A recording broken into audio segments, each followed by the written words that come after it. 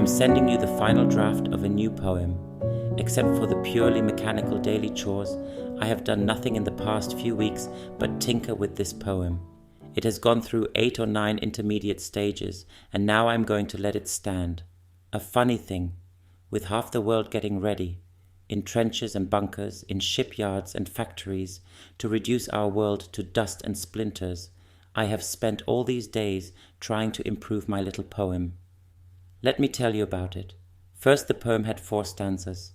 Now it has only 3. I hope this has made it simpler and better, and that nothing has been lost. The 4th line of the first stanza bothered me from the start. It was obviously makeshift.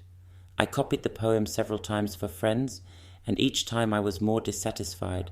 Each time the lines seemed more inept and fatal to the poem, more like a filler. And finally, among the friends who read the poem, there was one with particularly sensitive ears who didn't like it either. He wrote me as much, and I had to agree with him. Then I began in earnest to examine the poem line by line and word by word to find out what was superfluous and what was not. One might ask, what is the good of such labor?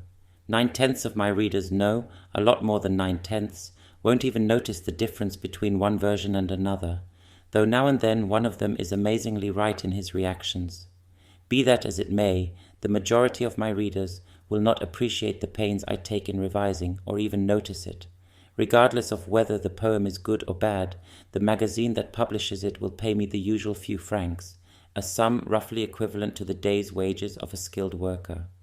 In the eyes of the world, my endeavor to improve this poem will therefore be an absurdity, a ludicrous, rather insane game.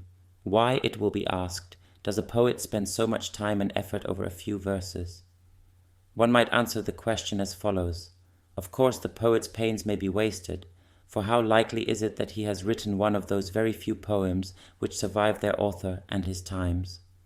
Still, this man, who has no claim to be taken very seriously, has done something better, more desirable, and less harmful than most people are doing today. True, the childish fellow has manipulated words and written a poem, but he has neither fired a gun, nor set off a bomb, nor let loose poison gas, nor manufactured munitions, nor sunk ships. And another answer might be, in selecting words and putting them down in a world that may be destroyed tomorrow, a poet is doing the same thing as the anemones and primroses and other flowers that spring up in our meadows. Perhaps the meadow will be shattered by shellfire tomorrow, or stifled by poison gas, or soldiers will dig trenches or string barbed wire across it.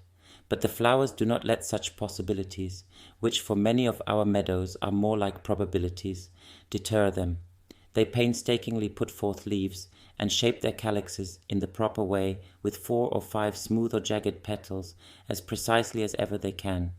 That might be an answer.